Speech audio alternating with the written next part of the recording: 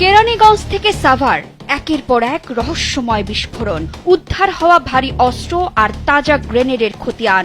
উদ্ধার হওয়া এসব প্রেসার কুকার, বোমা আর গ্রেনেডের স্তূপ কি সংকেত দিচ্ছে কোনো বড় ঝড়ের? প্রথম আলোর চাঞ্চল্যকর অনুসন্ধানে বেরিয়ে আসা নব্য জেএমবির পুনরুত্থানের এই অশনি সংকেত দেশকে আবারও কি 2 দশক আগের সেই ভয়াবহ জেএমবি অধ্যায়ের অন্ধকার দিনগুলোতে ফিরিয়ে নিয়ে যাচ্ছে?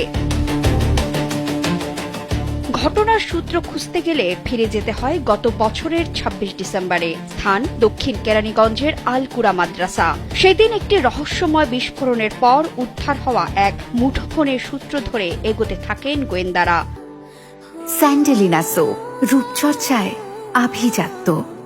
এরপর চলতি বছরের ১ ফেব্রুয়ারি যশোরের বাঘারপাড়ায় অভিযান চালিয়ে উদ্ধার করা হয় 10টি শক্তিশালী গ্রেনেড, 3টি বিদেশি পিস্তল, গুলি, চাপাতি, ছুরি ও খুর। তবে সেখানেই শেষ হয়নি এই নেটওয়ার্কের দৌড়।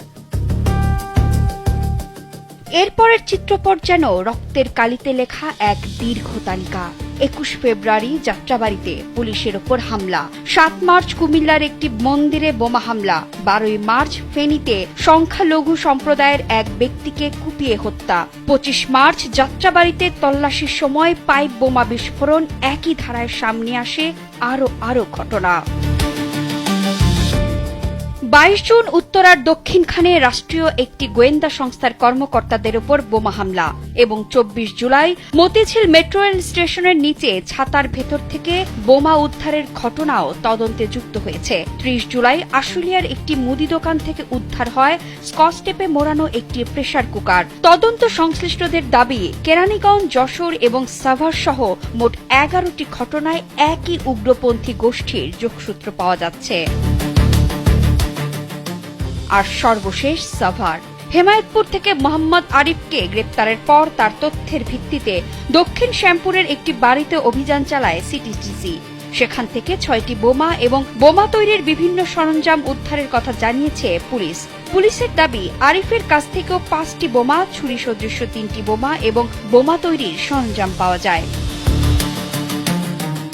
এখানেই শেষ নয়। এর পরদিন সাধাপুরের একটি মসজিদের মাঠে পাওয়া যায় গ্রামের ভেতর স্কচ টেপে মোড়ানো আবার প্রেসার কুকার। বোমা নিষ্ক্রিয়করণ ইউনিট সেটি নিষ্ক্রিয় করলে প্রচণ্ড শব্দে এলাকায় আতঙ্ক ছড়িয়ে পড়ে। স্থানীয়দের ভাষ্য অনুযায়ী রাতে ৩ অজ্ঞাত পরিচয় ব্যক্তি ড্রামটি সেখানে রেখে যায়।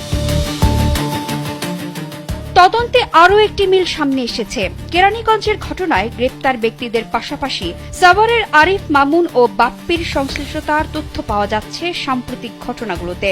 তাদের কয়েকজনের বিরুদ্ধে আগেও উগ্রবাদী তৎপরতার মামলা ছিল এবং কেউ কেউ পরবর্তী সময়ে জামিনে মুক্ত হয়েছেন।